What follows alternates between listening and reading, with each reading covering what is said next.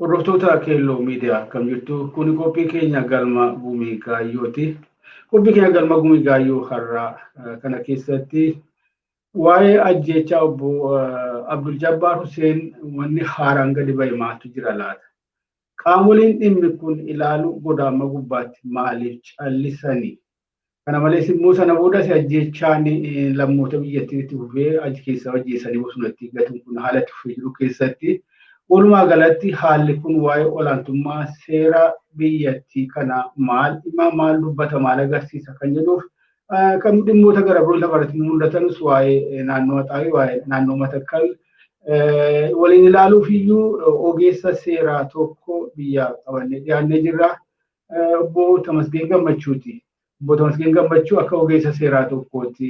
Obbo Abdul Jabbaarin dhiyeenyatti beekuun alatti dhimmoota garaagaraa irrattis haalawwan yeroodhaa yerootti lafarratti mul'atan kana walitti qabanii uummata isaanii waliin qoodachuudhaan miidiyaalee hawaasaa irratti bal'inaan beekamu. Akkan waliin turtan kabajaa isin gaafachaa gara maree keenyaatti dabarraa. Obbo Tamasgeen yeroo keetii baay'ee galatoomii. Sa'aatiin kun gara biyyaatiin akka ta'e hin beeku. Waa'ee obbo Abdul Jabbaar sittin himuu dhiyeenyatti wal beektu sana manaa. Waan nama kanaa bakka hedduutti ammayyuu walaasofsiisaa jira. Walaasofsiisuu qofa miti uummannis biyyatti hin beeknu biyya hambaa kanatti hawaasni Oromoo karaa adda addaatiin nama kana yaadachuutti jira. Fakkeenyaaf borillee tarii yeroo sagantaan kun Oromiyaatti darbu har'a jedhamuu danda'a. Bor sanbata dura Waashintanitti qophiin yaadannoo tokko hawaasa Oromoo naannoo Waashintanitti qophaa'ee gaggeeffamuudhaaf adeemaa jira.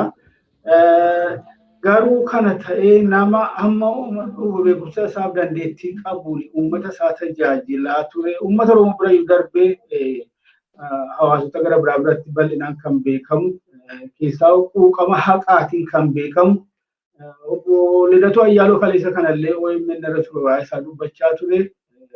Osuma dhukkubsatu gadi ba'ee waa jechuun qaba jedhee dubbataa ture.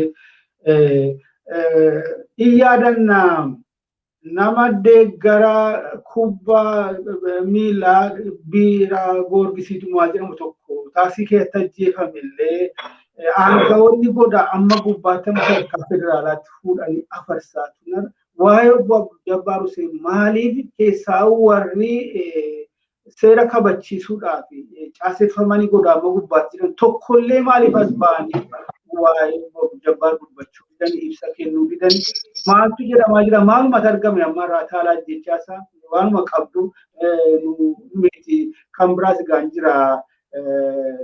Barsiisaan tokkos namoota lama wajjin naannoo Gindabaratti hojjetameera. Barsiisaa Moosisaa Lammii suuraa isaa waliin ilaallaa booddee waanuma qabdu asirratti.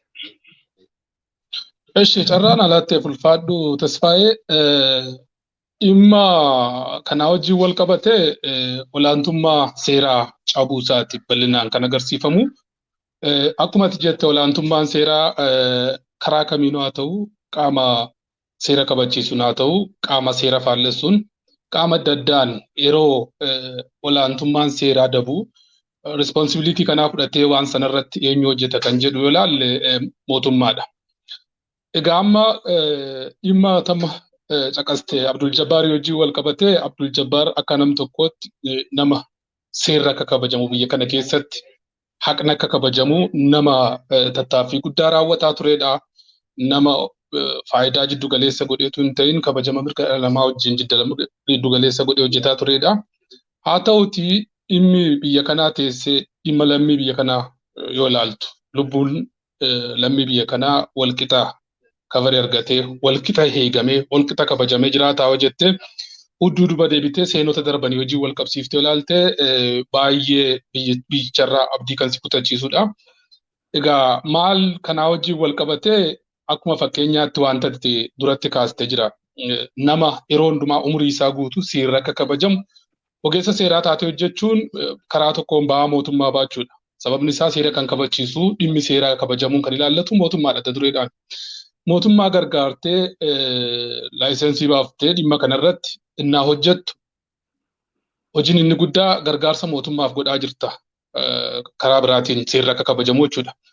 Nama kallattii kamiin ilaalcha fedhaa qabaatu hojii isaa seera kabachiisuu jidda galeessa godhatee hojjetetti nama akka seerri hin kabajamne yookiin kabajamuun seeraa faayidaa na dhabsiise jedhee amanuutu dhimma kana raawwata jedhee namana qaama kamiyyuu haa ta'u. So namni akkasii miidhaan inni irra gahu adda durummaadhaan dhimma kana balaaleffachuudhaan haa ta'u wanta ta'e uummataaf gadi ba'ee ibsuudhaan haa ta'u fuulduratti immoo dhimma kanarratti maal akka hojjetaa jiru. Sababni isaa Abdul Jabbaar dhimma mataa isaa qofaa miti kan qabatee deemaa ture. Dhimmoota namoota haqa barbaadanii namoota baay'ee bakka bu'eeti kan inni qabataa ture. So kan inni bakka bu'ee hojii sana hojjetaa ture karaa tokkoon gargaarsa mootummaa dabalatee namoota baay'eetu dudduuba isaa jira jechuudha. Akka lammiitti namoota kanaaf bulchiinsi magaalaa Adaamaa ta'u sadarkaa biyyoolessaatti haa ta'u gadda yookiin yakka nama kanarratti hojjetame maal akka hojjetaa jiru mootummaa waan sana ifa baasuudhaaf yookiin haaloon kun seeratti dhiyaate dhimmi kun seeratti dhiyaatee dubbiin kun haqaan bahee abbaan harkaa yookiin abbaan badii kana seeraan akka gaafatamu mootummaan waan irratti hojjechuu malee hin hojjenne jedhee namana. Akkuma sila fakkeenyaan tuqxee namni gurbaan Teedii jedhamu Finfinnee keessatti taaksii mataasaa raayidii hojjetu. Raayidii mataasaa keessatti du'uudhaan dhimmi kun miidiyaadhaan akkamitti akka farfame bulchiinsi kaantibaa magaalaa Finfinnee adda Adaanech Abeebeedhaan ibsi bahee jiru. Poolis komishinii yookiin bulchiinsa magaalaa Finfinnee jalatti kan jiru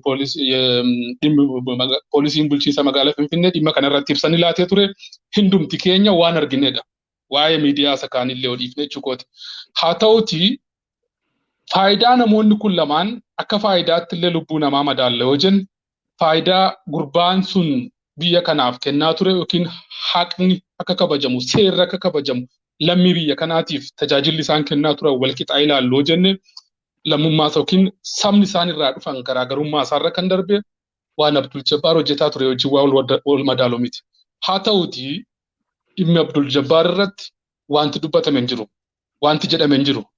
Anamma kanumti na gaddisiise lubbuun namaa karaa adda addaatiin qaama hin beekamne darbuu ni mala. Qaama beekamuunis darbaa ture. Qaama hin beekamnes darbaa jira. Haa ta'uti lubbuu namootaa eeguudhaan lammiin biyya tokko tasgabbaa'ee biyya isaa keessatti hojii karaa nagaatiin karaa seera qabeessaatiin hojjetee bahee galuudhaaf haala kana mijeessee environmentii kana mijeessee eeguu kan qabu mootummaa ture. So silaa wanta sarraa hojjetamuu malee erga ta'ellee dhimmi kun sirrii miti dhimma sirriitti ta'e miti jedhee deeggartootaaf maatii isaatiif yookiin namoota inni bakka bu'ee hojii kana hojjetaa tureef ibsootuu qabu mootummaan ibsa laatiin hafuunsaa baay'ee waan nama gaddisiisudha. Karaa biraatiin immoo lammiin biyya kanaa lubbuun isaa baduun walqixallee mootummaa biratti dhageettii argataa kan jirre waan agarsiisudha. Kanaaf walumaa galarratti shakkii biraa akkati kaastu godha. Siigalee maaliif kun kan calluma jedhame? Namni kun mootummaa deeggares mootummaa deeggaruu baates dudduuba isaa maatii jiran akka lammii tokkootti lubbuu isaa dhabuu isaa ala kan isa barbaadan kan isa jalatti jiraatan namoonni baay'ee waan jiraniif wanti raawwatame kun haguuggaa argatee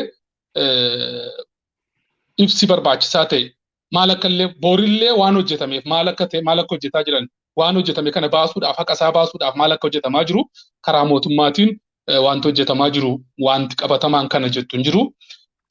Inumaayyuu dubbachuu naafuuti dhimmichi akka qabbanaa'ee akka waa tokko hin ta'initti haguugamee akka darbu kan taasifamaa jiru.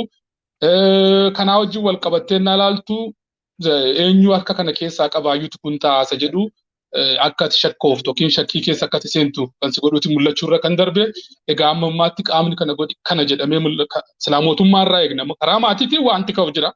Sabni bal'aan kan dhaga'aa jiru karaa warra isa fakkaatuun kan ka'u jira.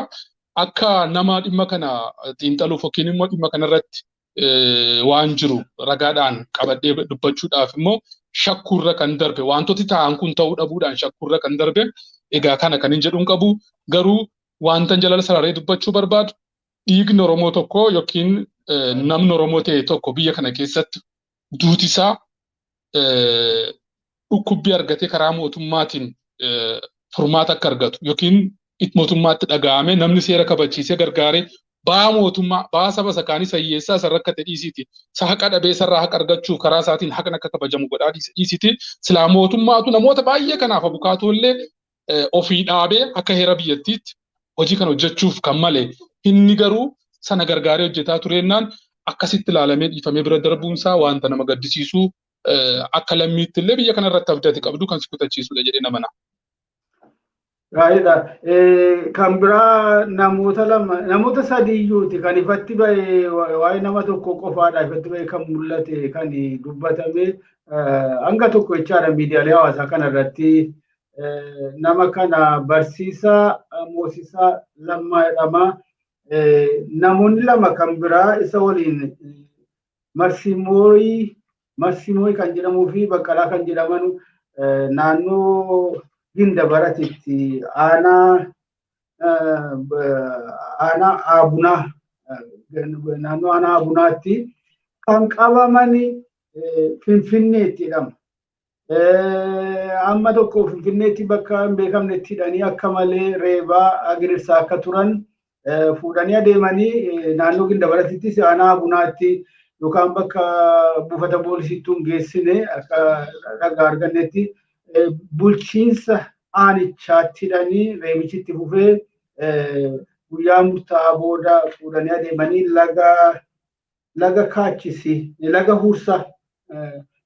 laga huursaatti namoota lama obbo Baqqalaa fi Marsimooyii waliin ajjeesanii gatanii. Gaafiin guddaan obbo Tamasgeen ilaa namni kana si caalaan beeku bulguuyyuu haa ta'u kan akka bulguuyyuu hammaate kan gara jabni isaadhaan kan qabne yookaan yakkan jirre kan dalagayyuu haa ta'u erguma to'annoo seeraa jala oolanii booda nama qabanii fuudhanii adeemanii keessaa hojjeessanii gatanii bineensa nyaachisu eenyutu eenyuuf aangoo kenne maal erga to'annoo seeraa jala oolee booda namni kun ogaa waan mirga qabu hunda isaa dhabeeraa to'annoo seeraa jala jiraannaan yookaan immoo aangoo qabu humna qabu hunda dhabeeraa hidhaa keessa jira yeroo barbaadan qoratanii himannaatti dhiyeessanii mana murteetti dhiyeessanii itti murteessanii ragaa qabaatan amma fedhanii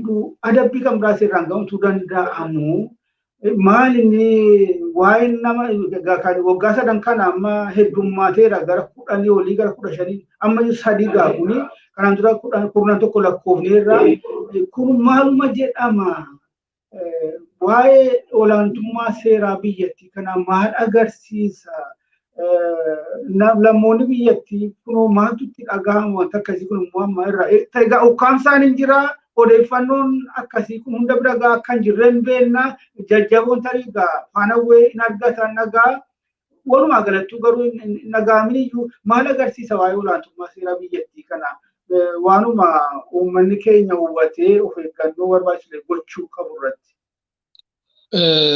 Dhimma olaantummaa seeraa kabachiisuu wajjin wal qabatee wanti ka'uu qabu heera mootummaa irratti kan taa'e inni duraa mirgi kamiyyuu kan nama jalaa fudhatamuu yookiin sarbamuu hin qabne jedhamee amanuu keessa heera mootummaa irratti taa'e keessaa inni tokko mirga lubbuun jiraachuudha.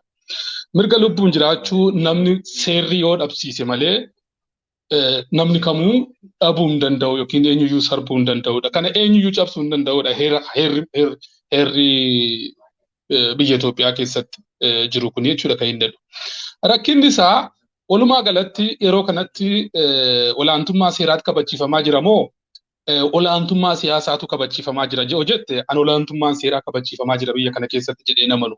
Kan godhamaa jiru garee tokkotti olaantummaa siyaasa ofii hordofu kabachiisuudhaaf yookiin siyaasa isaa akka barbaadetti raawwachuudhaaf gufuu ta'u jedhee amanu murtoo siyaasaatiin ajjeesaa jira jedhee namana. Kun malee olaantummaa seeraa kabachiisuu fi jedhee waan namanuu hin qabu. Sababni isaa namni olaantummaa seeraa kabachiisu pirosiijarii seerri jedhu kam hundumaa raawwateetu nama tokko qabee seeratti dhiyeessee kana booda manni murtii ajjeechaa du'aa. Baay'ee dhugaa dubbachuudhaaf otuu heera mootummaa yookiin seeratti kabachiifamatee an biyya Itoophiyaa keessatti ispeeshaalii heerri mootummaa nu amma ittiin bulaa jirru kun erga baheeti namni kamuu ajaja murtiitiin ajjeefamee hin beeku. Ajaja mana murtiitiin ajjeefamee hin beeku. Amma har'aatti ajaja mana murtiitiin namni tokko ajjeefamee hin beeku.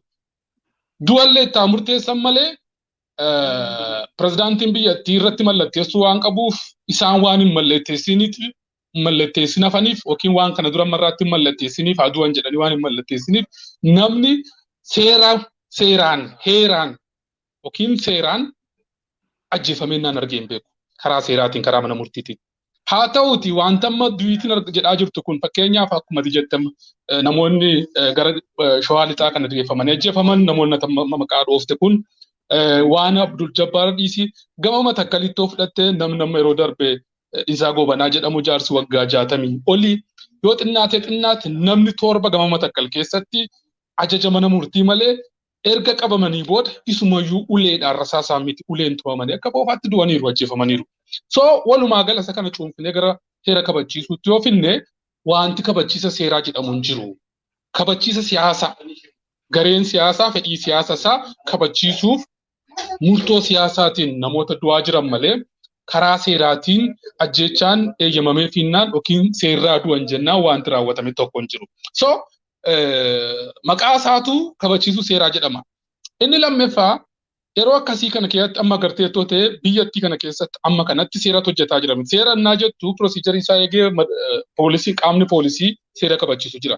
Haa ta'uuti biyyattiin walumaa galatti raayyaa ittisa biyyaatiin kan isheen bulaa jirtu. Yeroo raayyaa ittisa biyyaa kanaan bulaa jirtutti immoo komaandi poostiidhaan yeroo bulaa jiranitti seeratu sirratti murteessaa jira tun ta'in komaandi poostii sanatu sirratti murtoo kennaa jira. Kanaaf wanti murtoo sirratti kennamu yoo barbaade lubbuu kee fudhachuu dhotee lubbuu kee dabarsaa yoo barbaade qaama kee hir'isuu dhotee qaama kee hir'isaa jiru yoo barbaadan hidhuu seeraan ala hidhama seeraan ala yaa tokko ji'a tokko haa ta'u waggaa tokko haa ta'u amma fedhaa ta'u akkuma agartu hidhattoonni akka fakkeenyaaf yeroo darbe kolonii gammachuu ayyaanaa irratti manni murtii erga jeje lammii beenyaa irratti manni murtii aga dhiifaman jedhee erga jeje mana murtiitii baasanii fuudhanii erga badan daawwita abdataa irratti akkuma raawwatame sana seeraan ala qaamni siyaasaa murtoo siyaasaatiin tarkaanfii fudhatutu biyya kana keessatti raawwataa jira. Sanatu seeraan ala raawwatamaa jira malee olaantummaa seeraatti kabachiifamaa jira miti. Olaantummaa seeraatu tutee legal procedure seerri kaa'e sana keessatti kan waan hundumtuu raawwatamu. Indoon faallaasaa seeraan namni tokko biyya kana keessatti ajjeefamee hin beeku. Seeraan ala kan namni biyya kana keessatti yeroo garaa garaatti kan nu argaa jiru. Murtoo siyaasaatiin seeraan ala maqaa seeraatiin murtoo garuu kan kennaa jiru qaama siyaasaatu kana kennaa jira kanatu raawwataa jira. Kanaaf namni of eeggachuun barbaachisaadha amma danda'ametti. Seeraan murtaa'aa wanti kun seeraan naa murtaa'aadhe yookiin taphni amma Itoophiyaa keessatti taphatamaa jiru daangaa yookiin dallaa seeraa keessatti yookiin daangaa seerri kaa'e keessatti seeraan tapha deemsifamaa jiru jedhee yaaduu dhiisee murtoon namarratti kennamaa jiru murtoo seeraatu hin ta'e murtoo siyaasaa isuma keessaayyuu intarastii garee siyaasa tokko duudhumaa qaamni siyaasaa gamaa gamanaa dhufee irratti walii galee murtoo tokko kenna ta'e qaamoleen siyaasaa biyya kana keessa jiran hundumtuu waan waliin kennan jenna. Garuu intarastii siyaasa gam tokko jirutu ajjeesuus haa ta'u hidhuus haa ta'u hiikuus haa ta'u raawwataa jira malee seera jennee waan fudhannu waan hin jirreef namnuu taphni ta'aa jiru tapha seeraa daangaa seeraan daangafame keessatti jedhee balaadhaaf saaxileetu of illaatu ta'e amma danda'amutti murtoon kamuu kan natti dhufu murtoo siyaasaati jedhee sanan akkamitti nan jala darbasa jedhu itti yaadeetu deemeetirra furmaata argata jedhee namana akkasittan ilaalan. Galatoomi waa'ee barsiisaa Moosisaa Lammaa xiqqoon tani irraanfadhe namni kun guyyaa gaafa hoogganaa bilisummaa Oromoo biyyatti deebi'ee 2018 irraa kaasee tasuma naannoo itti jiraataa hojjetaa ture jiraachuu waan dadhabeef isarra dabarsanii hojiirra ari'atanii jennaanii hojii barbaachaaf gara Finfinneetti baqate jedhu haala kanaanii naannoo Finfinnee ture. Kunis waan tokko tokko nu yaadachiisa. Keessaa yeroo ammaa humnoonni qabsoo bilisummaa Oromoo tokko tokko fakkeenyaaf waraanni bilisummaa Oromoo yeroo mootummaa Tigraay wajjin tokkummaa uume walta'iinsa uume yommuu jedhanu diina Oromoo wajjin kan jedhu tokkotu dabaluu sana farfamaa jira. Kana waliin wal qabateetiyyuu maaltu ta'aa ture waggootuma 28 tan duraanii bara olaantummaa Hiwaate immoo haala akka kanaati. Tokkoffaa gabii Itoophiyaa keessatti irra caalaatti galiin maddi jireenyaa tokkittiidha. Abbaa yookaan abbaa manaatiyyuu maatii jiraachisa. Kana ilaalanii ilmaan Oromoo hojiirraa ari'achuu meeqaan isaanii liistii gochuu dandeenya. Finfinnee keessa waajjiroota gurguddaa waajjiroota ministeera gurguddaa Finfinnee keessa jiranu naannoo Oromiyaatti sadarkaa aanaatti kan uummata Oromoo gidiraa hedduu saaxile abaawoodhaa miseensummaa diddee kana taatee sana taateedhaan warra hojiirraa akkan ariyatamanii naannoo isaanis gaddisanii baqatanii maatiin bittinnaa'ee kan hidhame iyyuu mana keessatti namoota hedduu kan akkasii lakkaa turre hojii gurguddaarra kan turan shakkiidhuma qofaan tarii isa tokko ajjeefnee doorsifnee isa tokko akka kennisiifnaa ta'uu danda'a yookaan maal doorsifnee beelessinee maatii bittinneessinee riksifnee ofitti finnaadha. Kana ajjechaas immoo waggaa sadan kana satakkaa arginee beeknee argaa jirra. Bara waggaa 28 duraanii lubbuu tokko ani hin beeku. Lubbuu tokko mana hidhaatii gadi fuudhamee ajjeefamee bineensaa kenname tokkollee kan ukkaanfamanii dhawaman hedduu beennaa kan ajjeefamanii reeffi isaanii argame hedduu beennaa. Innuu gochaa OPDOtiin innuu shira OPDOtiin akka ta'e ammas kun itti fufee kana irratti suubanni kun dammaquudhaaf irratti waliin malachuu qabanti fakkaata. Qabxii kan biraa lamaffaatti qabanne itti deebina naannolee Oromiyaadhaa fi yookaan immoo ollaa Oromiyaa kan ta'an yookaan immoo qaama Oromiyaa kan ta'an jeequmsirraan dhaabatiin gaagama gurguddaan qaqqabaa ture keessaa naannoo lama jiru tokko naannoo Walloo fi Shawaa Kaabaatii walitti hidhatee jiru naannoo Ataageetti dhumaatii guddaa ga'ee gara jabina daangaa hin qabnetti mul'ate namoota madaa'anii hospitaala deemaa jiran ambulaansii keessaa buusanii billaadhaan aaduudhaan waraananii qalanii ajjeesuu matakkalitti sammas tuttuqxee taatis kan biraa sana caalaayyuu gidduu kana immoo bakka kana lamaanittuu dhimma kana haaromsanii bulluqsanii kakaasaa jiru hin beekamu sababni isaa fakkeenyaaf amma guyyaa tokko moo lama dura raadiyoon Itiyoo jedhamtu kantiibaa Axaayee jettee gaafii deebii waliin gootee አሁንም የጸጥታ ስጋት እንዳለ ከተማው ከንቲባ ገለጹ። የአካባቢ ነዋሪዎች አሁንም ቁስላቸው ሳይደርቅ አንዳንድ ትንኮሳዎች እየታዩ ነው አሉ ከንቲባው። ማል ወንቲ ኩን አከሳኒ መንከነሞ ሽራወቲ ሞመስ መረማጅራ ላተማል ፈካታ ወሉ መትቀቢሰ መተከሊ ወጅኒሲ ማልቱ አደማጅራ መሞ ወንቲ ጉዳኒ ፈተድኑ ቶኮ ጋ ሰረርካ ፌደራላቲሲ warri Amaaraa bilisiginnaa waan hundumaa waan to'annoo isaanii jala galfatan fakkaata. Muummicha ministeeraa iyyuu achi dhiibanii barcuma jala galchanii waan hundumaa ofii raawwatataa jiru. Hojii dippiloomaasii, ajaja waraanaa, bobbaa waraanaa maaloo hunda isaa'u mee waanuma jiru walitti qabiiti nutti himi.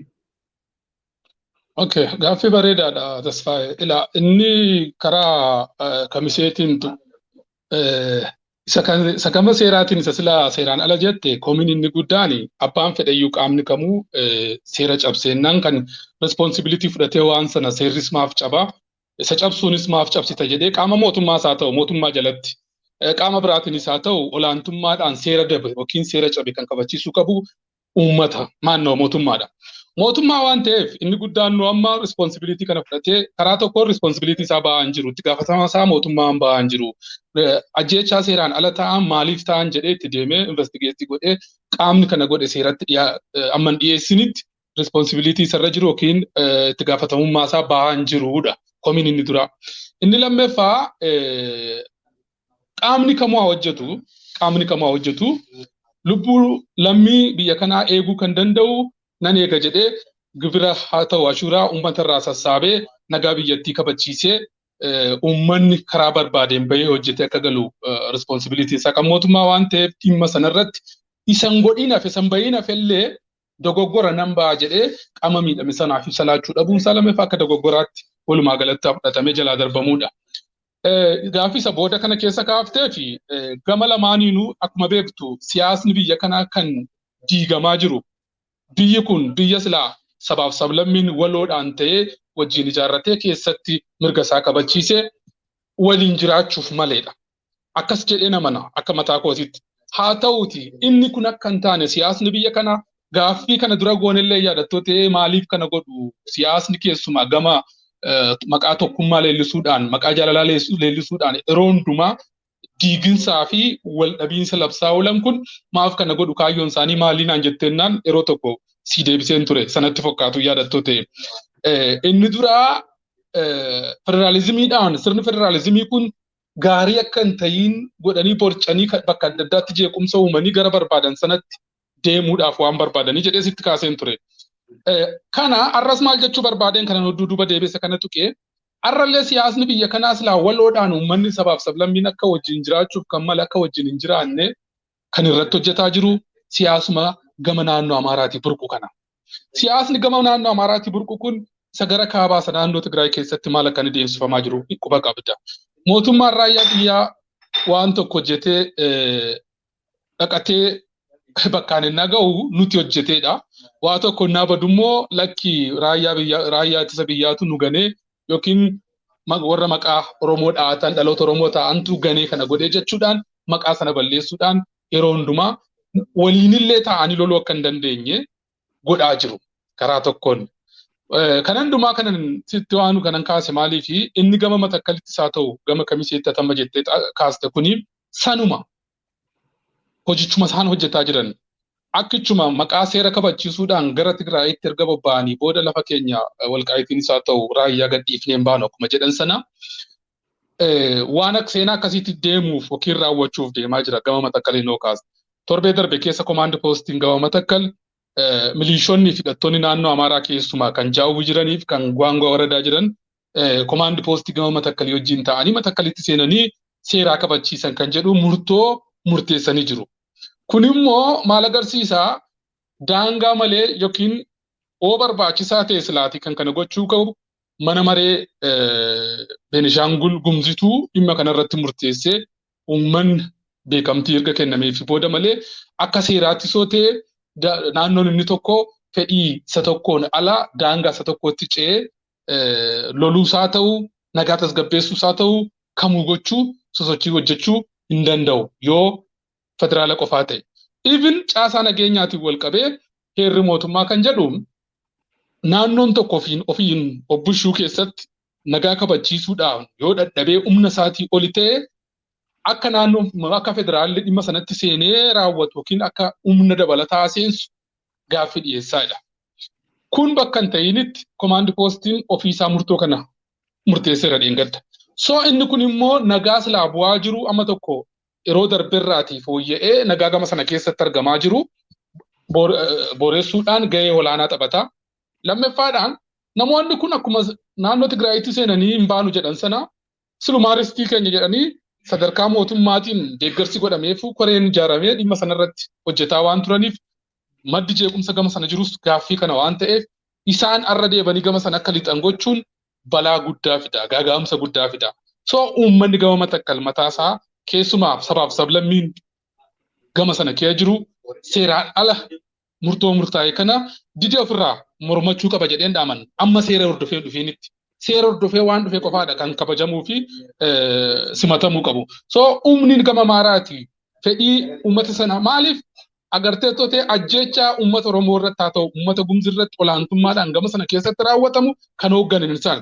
Inni isaan achi keessatti ajjeesu naannaan ijoollee karaan gara Finfinnee fidu karaan biraa waan hin jirreef ijoollee naannoo isaanii keessa seenan mana sireetii baasanii ajjeesaa turan. So qaamni of keessatti kan hojjetaa ture hidhatee maqaa nagaatiin achittoo seenee maal uumuu danda'a jedhu hundumti keessanii yookiin akka namaatti yookiin akka seeraatti teenyee yoo yaadne balaa guddaaf gaaga'ama guddaa akka inni fidu eenyuyyuu hubachuu hin dadhabu. Hundumti keenya hubachuu hin dadhabnu. So karaa tokkoon kanatti jira gama Matakkaliin. Eenyu kan kana godhuuf deemu qaamuma namas lama qaasii dha'e kana. Especially ምክትል Tiyaanaan muummee ministeeraa Dammaqee Mokonnoon intarastii kana olaantummaadhaan yeroo garaagaraatti baqattoota dhufanii gama sana naannoo isaanii keessa qubatan leenjisuudhaan deebisee gadi bobbaasuudhaan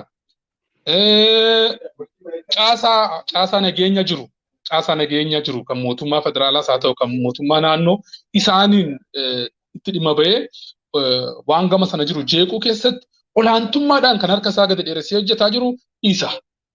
arras kallattii kanatti haalama biyyattii keessatti yookiin haalama biyyattii keessatti mudateennaan cuuruu argame kanatti dhimma ba'ee wanti kun akka deemsifamu yookiin akka seenan godhamaa waan jiruuf uummanni gama sanaa dammaqee of eeggachuu qaba kan jedhudha. Inni karaa gama Oromoo Walloo karaa kamiseetiin Axaayyeetiin wal qabatee jiru namni amma Axaayyee keessatti labsii ibsa kana dheengadda kenne kana dura yeroo adda addaatti waan adda addaatu godhamaa ture yaadattoota. Wantoota jeequmsa si'a lama sadii saammaa kana dura isa ta'e keessatti kaantibaa ture namni kun. Waan kaantibaa tureef ga'umsa hin qabu jedhamee nama qoratamee hojiirra ari'ametu amma dheengadda jeequmsi dheengaddaa kun erga taasifamee booda akka haaraatti deebi'ee aangootti akka deebifamu godhame. So yoo jeequmsi sun hin jiraatu ta'e waan hojii hojjetan itti hin fakkaatu.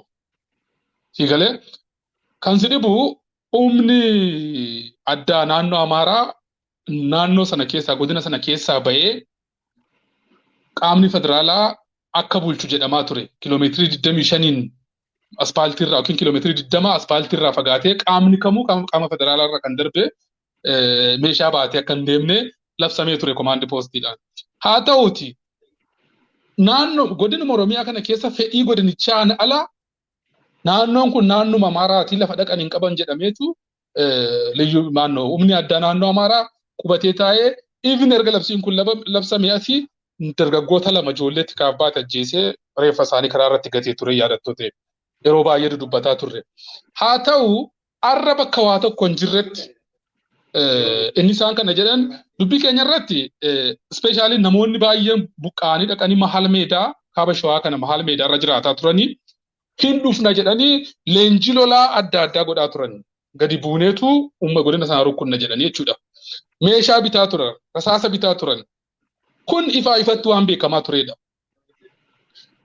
Amma akkanatti fakkaatutti dursanii maqaa balleessuudhaan yookaan rakkina biraatu uumamee jira jechuudhaan humna isatti qophaa'aa turan sana gadi bobbaasanii jeequmsicha akka ittiinis ka'u yookiin haaloo kana duraa ba'uudhaaf waan itti qophaa'aa jiran kan natti fakkaataa jiru. So kan si dhibu gaafa inni FM sana wajjin gaaffiif deebii godhu sana guyyaa isaa aanaan lamaan aanaan Jiillee Dhummuuggaati yookiin magaalaa Sanbatee fi Axaayyee namichumti kun bulchiinsi magaalaa Axaayyee bulchaan aanaa Ifraataa Gidim walgahii irra turan magaaluma Axaayyee keessatti bakka qaamni federaalaa jirutti. Dhimma sanarratti hin ka'iin kaaseeti kan inni erga walgahii kana nagaan godhatanii xumuratanii kallattii hojii fuulduraa kaayanii booda waan ajandaa achirratti hin ka'iin kaaseeti kan inni gaaffiif deebii sana godhe. Sana booda agarteetta gaaffiif deebii inni godhe sana booda miidiyaan isaanii hundumtuu YouTube irratti warri hojjetanis warri televezyiiniidhaan hojjetanis warri sooshaal miidiyaa fi feesbuukii kanaan hojjetanis hundumtuu arraaggabaa turan dhimma sana. So kan isaan kana godhan waan yaadanii gochuuf waan karoorfatanii jiran waan qabaniif dursanii uummata sana maqaa xureessuudhaan maqaa balleessuudhaan kana godhaa jiru jechuudhaan isa barbaadan sana gochuudhaaf akka isaaniif mijatu itti yaadaniiti kan isaan godhaa jiranii. Keessumaa erga akkuma sila jette humni woboonii fi gamni warri wayyaanee waliigaltee raawwataniiru jedhamee asiiti dhimma sana godina sana keessatti caasaan abaawoo yookiin caasaan woboo bal'inaan jira kan kana duras raawwataa ture. Otuu qaamni federaalaa humni hidhate hin jiru jedhee labsii baasuuti. Manni maree naannoo Amaaraatiif poolis koomishiniin Amaaraa lakkii humni hidhate jira jedhee kan inni labsii baasaa ture. So isa sana dhugoomsuu barbaadu. Ammas erga waliigalteen kun taasifameera. Erga waliigalteen kun taasifamee immoo waan kun ta'eera jedhanii itti bobba'uudhaaf uummatichatti bobba'uudhaaf itti yaadanii waan godhaa jiranii. Kanaafuu uummatichi dursee hin beekaa. I think gorsa iyyuu hin barbaachisu. Uummanni sun maal gochuuf ennaa yaadan dursanii maal akka isaan jedhan waan beekamuuf uummanni dammaqee akka isaan waa hakeekaa jiran beekee yookiin immoo dhimma amma ta'e kanatti dhimma ba'anii uummata sana rukkuchiisuudhaaf itti yaadanii waan kana godhaa akka isaan jiran irratti beekee uummanni dammaqee sosochii isaa kan hundumaa utuu eegee gaariidha jedhee nama na tasfaaye. Kana taasifamaa jira. Kanuma nuti kanumaaf iyyuu amma dandeenyetti dhamaana ofii fi akka humna tokkotti isa kennuu danda'u baatellee uummatichi waan itti isa deemaa jiru kana baree qaamaanis qalbiidhaan qophaa'uu madandaa'isa ofirraa ittisuu kan fakkaatu fi yoo gaatarii ittisa odeeffannoo kanarra darbee waan odeeffannoo argatu irratti hundaa'ee walis immoo dabarsee waliin ga'ee qophiidhuma godhuudhaa fi gaafumatti adeemaa jiru ilaalchisee kan biraa walumaa gala biyyattii yoo ilaalle kunoo waa'een lolaas akka malee ammaatee adeemaa jira. Warri kaabaa warri waraanni Tigraay dhiibee dhufaadha. Naannoo Amaaraa kallattii lamaanii baaf dhiyaanii guyyaa guyyaatti asuma kutachaa gara walakkeessa biyyaa kutachaa deemu magaalota qabachaa caasaa ofiisaa mataa isaanii jechaan uummata naannootiin caasaa bulchiisaa kana fa'aa diriirsaa adeemaa jiru. Waraanni bilisummaa Oromoos egaa tarii kan ofii bulluqfatan kan jedhamne malee dhugaa dubbachuu fi haala saffisaadhaan adeemaa jira. Finfinneetti dhiyaachaa jira. Gara kibbaa kana naannolee hedduu dhuunfateera. Utuu kun jiruuti gara mootummaa jenna gartuu biyya bulchaa jiru kan immoo waa'ee araara baqachuu kanatu mul'ata. Warra araaraaf ergaman baqachuu fakkeenyaaf amma daawwannaa Jeffrey Feltmaadhaan wanta argineerra muummichi ministeeraa namni jedhamu kun gara Turkiitti dura Eertiraa dhaqee Isaayyaasiin mari'ateechi darbee Turkii deemee achittis garuu walta'iinsi waraanaa akka mallattaa'e arginee dhageenyeerra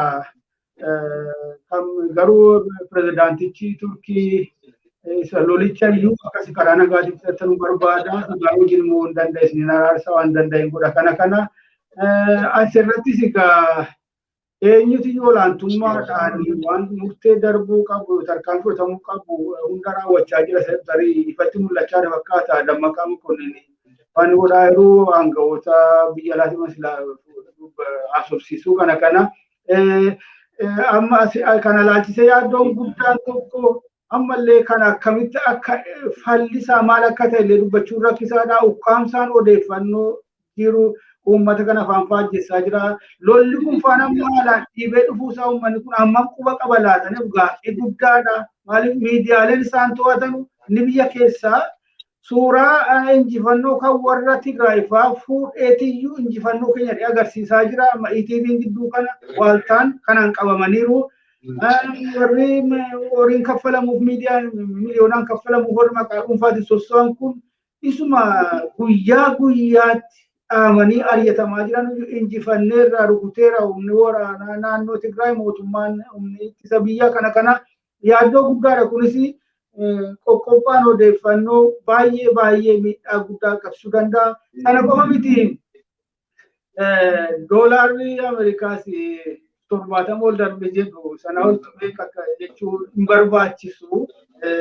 Garuu uummanni Itoophiyaa waan tokko qaba waan hundumaa dhagnaan godhachuu sayyuu qofa miti hundumtuu waaqaa irraa dhufe hojii waaqaati gochaa waaqaati yoo tokko niyyuu dhuma dhagnaan godhatee bira darba. Maal fakkaata garuu kun lafarratti waa'ee jireenyi guyyaa kun gatiin doolaa kan akkas kaa'u kun ogeeyyiin dinagdee ogeeyyiin faayinaansii hedduu jechuu danda'u. Uummatichi lammiin lafarraa inni ordinary citizen jedhu immoo guyyaatti argaa jira. Kana sees godhaa laata fiil godhaa jira laata maal jedha waa'ee kana. Walumaa gala waa'ee borii iftaanii torban dhufu ji'a dhufu waa'ee biyyatti kana maal yaadaa maal dubbata uummanni. Egaa dhimmi kun moor waan ogummaa koochinis ol qabatu ta'e waan jedhu natti fakkaatu haa ta'u dhiisuu akka lammii tokkootti ka'umsa godhannee haa ilaallu jette inni guddaan miidiyaaleen mootummaa dhimma qaala'insa yeroo wajjin wal qabate lakkina jiru kanaa wajjin wal qabatee maal jedhaa jiru isa jedhu haa ilaallu. Agartee ta'e amma miidiyaaleen naannoo isaa ta'u miidiyaaleen kan mootummaa federaalaa yeroo garaagaraatti ibsa garaagaraa laatanii naan argina. Daldaltoonni gatii malee gatii maannoo gara malee gatii dabalanii gatiin kana isa eegamee oola daldaltoonni seeraan ala waan akkasii raawwatanii kan jedhu bal'inaan miidiyaadhuma mootummaatiin innaa labsaman yookiin tarkaanfii fudhanne jedhanii innaa ibsan hin dhageenya. Egaa kanarraa kaanee innaa laallu qabatamaan akka nama tokkootti jireenya ofii gaggeessaa jiru wajjin walitti finnee yoo laalle rakkinni inni guddaan qaala'insi jiru humnaa oli ta'eera. Sigalee baay'ee humnaa oli ta'eera. Egaa inni kun akkuma sila jettee lolli jiraannaan impoortii fi ekspoortii wanti ta'u hin jira. Nagaan jeequmsi bakka garaagaraatti kutaa adda addaatti ennaa ta'u qotatanii buluun yookiin nagaadhaan oomishatanii isa barbaadan argachuun rakkisaa ta'a.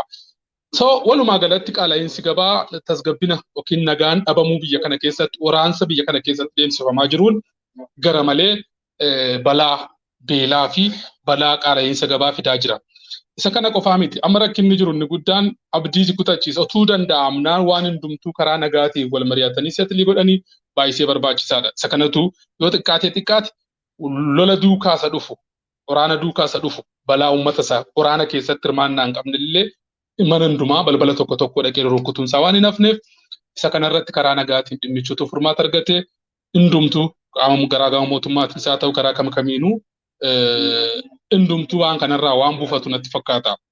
Kanarra kan darbee ifiin waraana godhamaa jiru kana keessatti karaa gama naannoo Amaaraatiin wanti taasifamaa jiru wala manaan jiranii karaa tokkoon kitatiidha amma wanti jedhamaa jiru hundumtuu duuluu qabuudha miti hundumtuu duuluu qabannaa jedhamu baay'inaan maali kan deemsifamaa jiru oomisha dhiiftee hojii dhiiftee dalagaa dhiiftee kan gara kanatti bobbaatu. So humni namaa oomishuu silaa kan oomishuu malee oomishuu dhiisee gara waraanaatti yeroo bobba'utti wantoota jettu kun yookiin akka sodaatti wanta qaala'insa jireenyaa wajjin walitti qabdee fidde kun hundumtuu balaa mataa isaanii fidanii waan dhufaniif rakkina mataa isaanii qabu qaamaanis lafarratti mul'ataa jiru.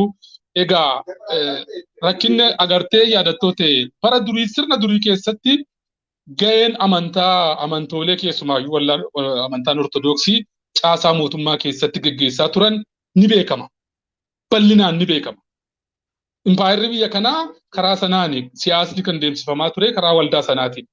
Arrallee waldaa Pirotestaantiitti hirkatanii haa ta'u karaa kamiin labsii adda addaa Waaqayyooti dubbatee Waaqayyooti kana godhe jedhii isa jedhuun itti makamee akka namni burjaaja'u hubannoo mataa isaallee godhatee dhimmi kun dhimma baay'ee otuu akka heera mootummaatti deemne sekulaariidha hundumtuu waan hundumtuu sekulaarizimiidha wanta amantiif wanti barnoota dhimma siyaasaa keessan galanii dhimmi siyaasaa dhimma amantii keessan galu. Haa ta'u har'a garuu gaggeessitoota waldaati warratti jettu raajii argine yookiin maaloo argine jechuudhaan ajjeesi fannisi garaa jabaadhuuti waan kana raawwadhuudha kan labsiin labsamaa jiru. Look sicha bara sanaa karaa amantii ortodoksiitiin ta'u amma karaa amantii pirotestaantii fakkaatee wanta baay'eetii ta'aa jira.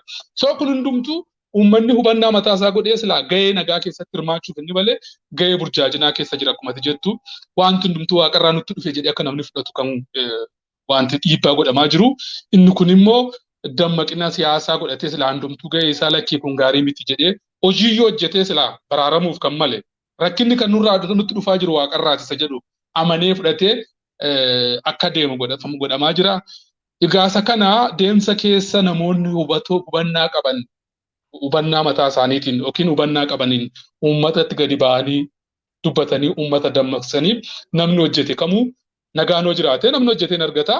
Karaa biraatiin garuu dhaqii loletu jettu waaqatti na lole yookiin dheekkamsa waaqarraa dhufe jechuun mataan isaa wal faallessu waan ta'eef hubannaa akka namni argatu irratti hojjechuu keessumaa warri siiviksiidhaan karaa adda addaatiin miti mootummaa ta'anii koomunitii keessatti hojii nagaatiif bobba'an jiran dhimma kanarratti bal'inaan hojjetanii garaagarummaa isaallee ibsanii lafa kaayanii dhimmi kun akka furmaata argachuu gochuu qabu. Walumaa galatti garuu gaaga'amsi nagaa dhabuu kun yookiin gaaga'amsi uumame kun qaala'insa jireenyaa fidaa jira. Waraanni deemsifamaa jiru kun akkuma xinnootti fudhatte naannoo Tigraay humni kamuu karaa UN'tiin seenu malee kamuu sosochiin dinagdee biyya sana seenee ba'aa jiru. Gama takka loodhatte hojiin dinagdee socho'iinsi qonnaa tokko wanta deemsifamu hin jiru.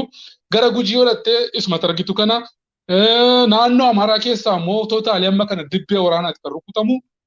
So kun hundumtu maal fidaa jettee outcome isaa dhumarratti waanumatti duratti caqaste kana waan ta'eef rakkina guddaatu biyyattii keessatti deemsifamaa jira jedheen hubadha akka mataa kootitti. Gaariidha akkuma ta'etti ogeeyyii dinagdee ogeeyyii faayinaansii miti irra caalaatti garuu hiika haala akkasii hundumtuu guyyaa guyyaatti maaddii isaa irratti waan argaa jiru fakkaata.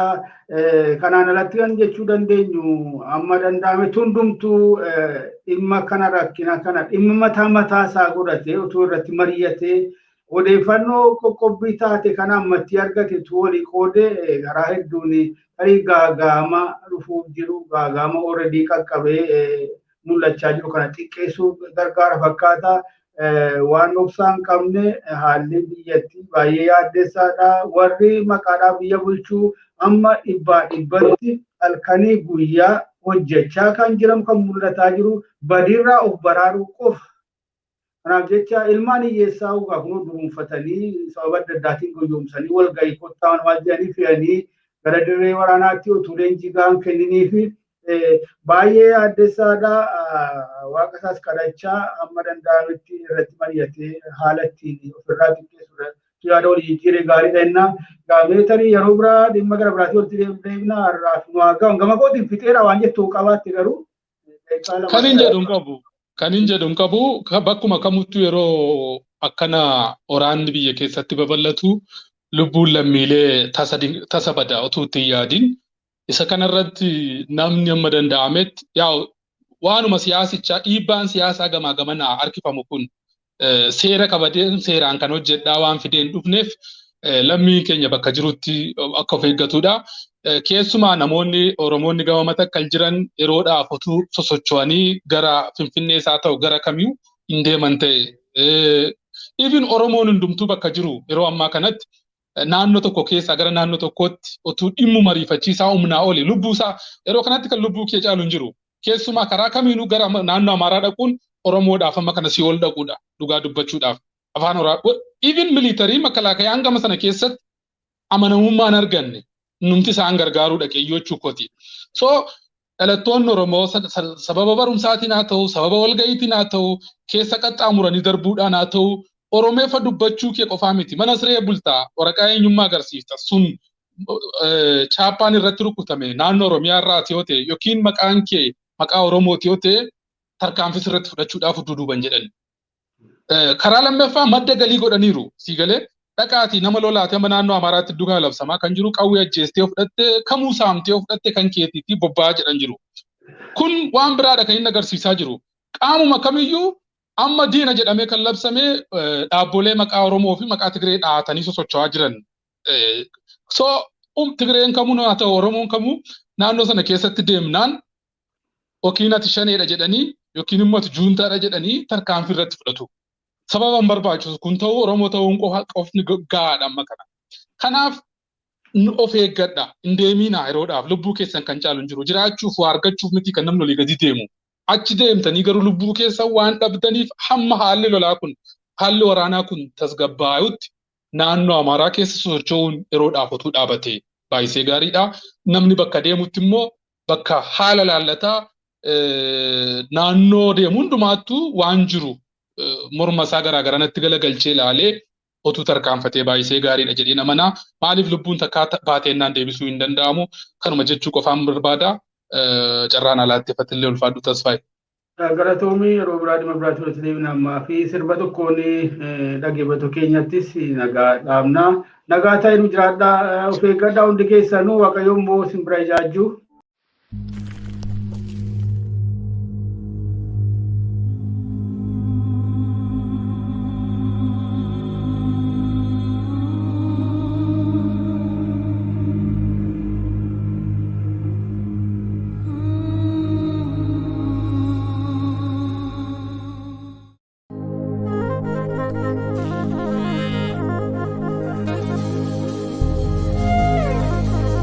Gediyoon lostuu jabaana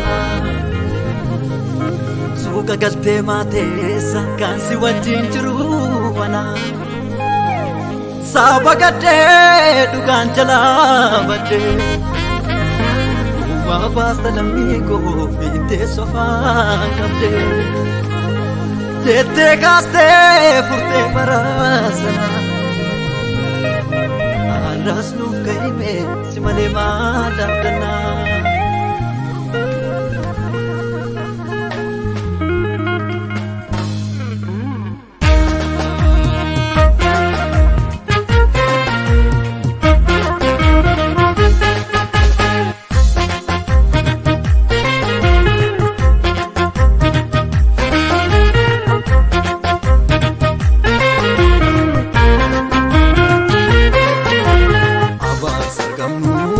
waliisa wallaale waafa jechaan lammii kootti jaale abaarsa qabnu waliisa wallaale waafa jechaan lammii kootti jaale dhugaa kaakeen jallisuu akaakeen jallisuu ilaale leeluu leetti jaale kan lammii koo falmu tokkollee nabbanaale leeboo neetti jaale dhugaa kaakeen jallisuu akaakeen jallisuu ilaale leeluu leetti jaale kan lammii koo falmu tokkollee nabbanaale leeboo neetti jaale ilaale leeluu neetti jaale ilaale leeboo neetti jaale ilaale leeluu neetti jaale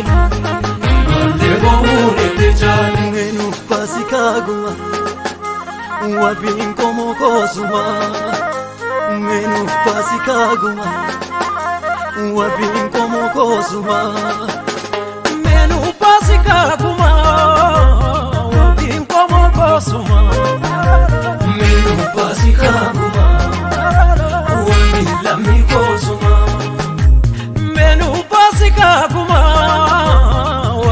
Lammii koosuma Meenu baasikaaguma wabii lammii koosuma Meenu baasiguma wabii lammii koosuma Meenu baasiguma wabii lammii koosuma Meenu baasiguma wabii lammii koosuma Meenu baasiguma Lami koosuma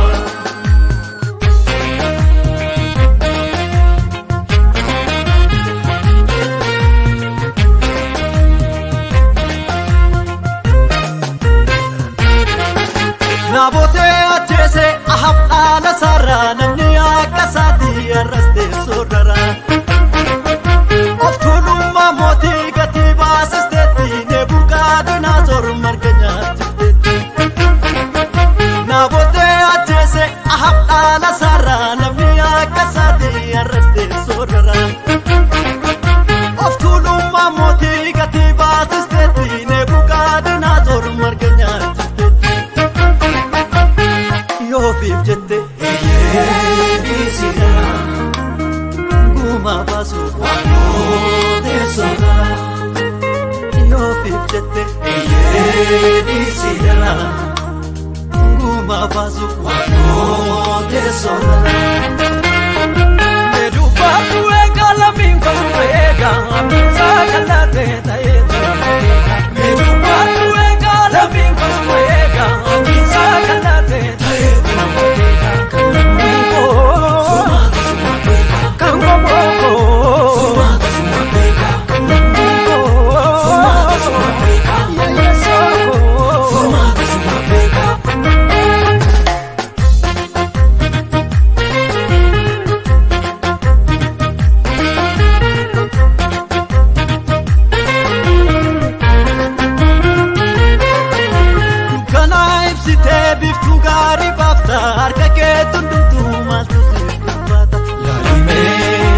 Sobaan turfame Bachuufa keessa yuudhibame Qaayestuu abeeliin ajjeeseetu gala barataa baramee si qofa bala Nuwantee akka saasoo wallaatu si qofa namni kookaan abdatu Dukkanaa ibsitee biftuu gaarii baafta harka keetu hundumtuu maaltu si turfaata Laalimee dhugaa sobaan turfame Bachuufa keessa yuudhibame Qaayestuu abeeliin ajjeeseetu gala barataa baramee si qofa bala Nuwantee akka saasoo wallaatu